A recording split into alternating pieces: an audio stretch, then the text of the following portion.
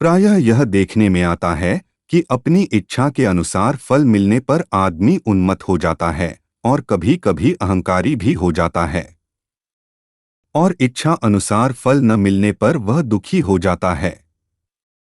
दोनों ही अवस्थाओं में शिथिलता आ जाने का भय रहता है। मनुष्य को कर्म के रहस्य को समझना बड़ा कठिन है। किस कर्म का फल क्या मिलता है, कब मिलता है, इसे कोई नहीं समझ सकता। कर्म का फल मिलता है, यह निश्चित है, किंतु कितने समय में मिलेगा, यह कौन कह सकता है। सुकर्म का फल अच्छा और कुकर्म का फल बुरा होगा, यह निश्चित है, किंतु उसके लिए कितना वक्त लगेगा, यह केवल ईश्वर ही जानता है। इसीलिए गीता में कहा गया है कि कर्म की गति गहन है। कभी आदमी कर्म के फल को उसी जन्म में या तुरंत प्राप्त कर लेता है, तो कभी उसे दूसरे जन्म में भुगतना पड़ता है। नमस्कार दोस्तों, धर्मार्थ बेला चैनल में आपका बहुत बहुत स्वागत है। दोस्तों, आज की वीडियो के माध्यम से हम जानेंगे कि कैसे व्यक्ति को अपने कर्मों का फल जन्म जन्मांतर तक मिलता है। लेकिन आपसे विनम्र निवेदन है कि यदि आप चैनल में नए हैं तो चैनल को सब्सक्राइब जरूर कर लीजिएगा। बिना विलंब वीडियो शुरू करते हैं। प्रसिद्ध भक्त सदन कसाई एक बार जगन्नाथपुरी की यात्रा को गए थे। रास्ते में एक गांव आया जहां वह रात में रुक गए। उस घर में रहने वाली स्त्री सदन कसाई पर मोहित हो गई। रात को जब उसका पति सो गया तब वह कसाई के समीप गई और कहने लगी, मैं तुम्हारे रूप से मोहित हुई हूं, तुम मुझे सप्रेम स्वीकार करो। सदन भक्त ने उसकी बात का अनादर किया और उसे अच्छी सीख देने लगा। बाई को लगा कि सदन कसाई उसके पति से डरता है, इसलिए वह घर के अंदर गई और थोड़ी ही देर में सोते पति का सिर काटकर वापस लौट आई। भक्त यह देखकर दुख से स्तंभित हो गया, परंतु वह स्त्री कहने लगी, आप मेरे पति से डरते थे ना, इसलिए मैंने उसको दूर कर दिया है। अब बेझिझक और बिना संकोच के मुझे स्वीकार कीजिए। बाई की भयंकरता देखकर सदन का शरीर कांप उठा। पर पुरुष के स्पर्श के लिए अपने पति की हत्या करने में भी जिसे संकोच न हुआ, वह बाई कितनी क्रूर एवं कामुक होगी। भक्त ने उसकी कामुकता एवं क्रूरता के आगे सिर झुकाने से साफ इनकार कर दिया। इससे तो वह औरत अपना आपा खो बैठी। पति का खून करने पर भी अपना उद्देश्य पूरा नहीं हुआ देख उसने नाटक का अभिनय बदल दिया और फूट फूट कर रोने लगी। रात्रि की नीरव बेला में उसका क्रंदन सुनकर सारा गांव वहां जमा हो गया। सदन भक्त की ओर संकेत करके बाई ने कहा, यह भक्त जैसा दिखने वाला आदमी बड़ा छलिया है। दया करके हमने रात भर उसे अपने घर ठहरने दिया और मेरे पति के सो जाने के बाद वह मुझे छेड़ने लगा और जब मैंने विरोध किया तो उसने मेरे पति का खून कर डाला। देखो, अपने मार्ग से कांटा हटाकर अब वह चैन से बैठा है।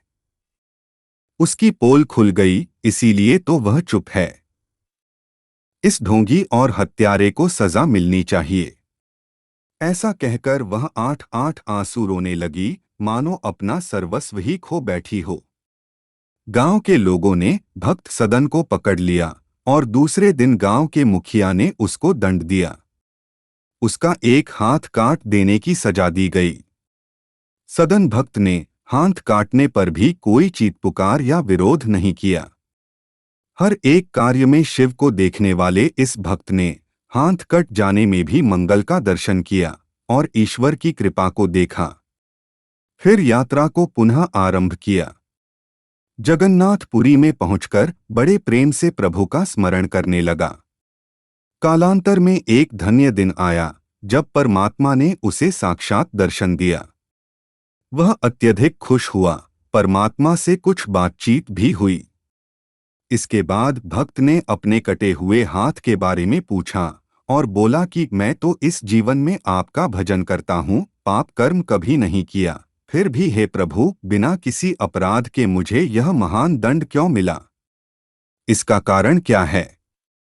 भगवान ने प्रत्युत्तर दिया, भाई कर्म का नियम निश्चित है, किंतु मनुष्य उसे समझ नहीं सकता है। इस जन्म में तुमने पाप नहीं किया, लेकिन पूर्व जन्म में तूने बड़ा अपराध किया था, जिसके फलस्वरूप तुझे यह दंड मिला है। पूर्व जन्म में जब तू अपने घर के पास खड़ा था, एक गाय विवश दशा में तेरे पास आई, उसके पीछे पीछे एक कसाई आ रहा था।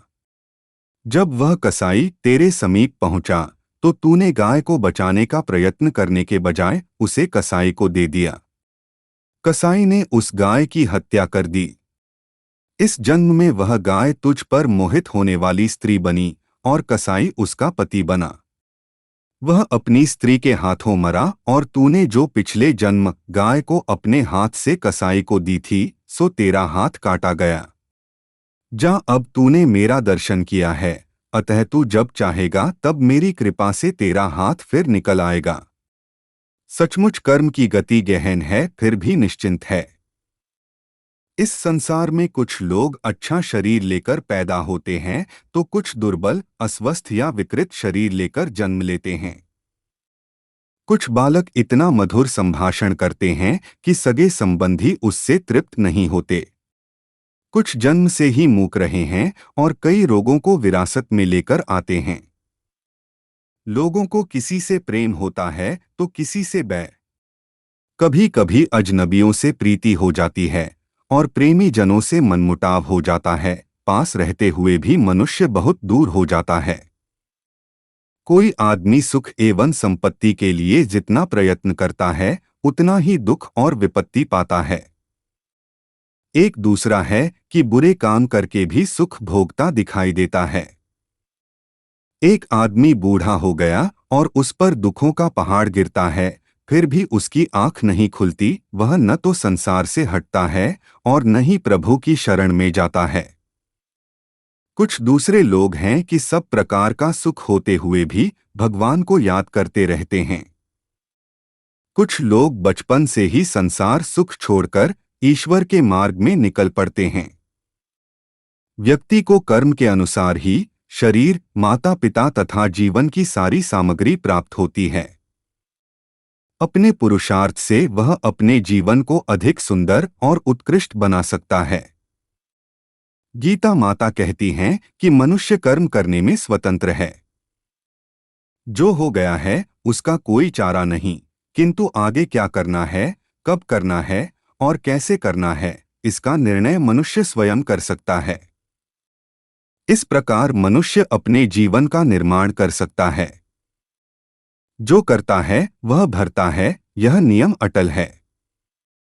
इस जन्म में नहीं तो अगले जन्म में, लेकिन अच्छे कर्म का अच्छा और बुरे कर्म का बुरा फल अवश्य मिलता है। अतएव अच्छे कार्य करने के लिए सदैव तैयार रहना चाहिए। अपने जीवन को उन्नत बनाने के लिए सावधानी से प्रयत्न करना चाहिए। जीवन में कैसी ही कठिनाइयों, बाधाओं, दुखों या असफलताओं का सामना करना पड़े, फिर भी हताश नहीं होना चाहिए, बल्कि उत्साह और उद्योग को और भी तीव्र कर देना चाहिए। सुख दुख हार जीत में समान होने का अर्थ यही है कि प्रयत्न को हर अवस्था में जारी रखा जाए। यह सच है कि कर्म की गति गहन है, किंतु उसमें अंधेर नहीं है। कर्मों का हिसाब रखने वाले और फल देने वाले स्वयं भगवान ही हैं। उनके किसी काम में त्रुटि नहीं हो सकती। किस कर्म का फल कब और किस रूप में मिलना चाहिए, यह भी ईश्वर ही तय करते हैं।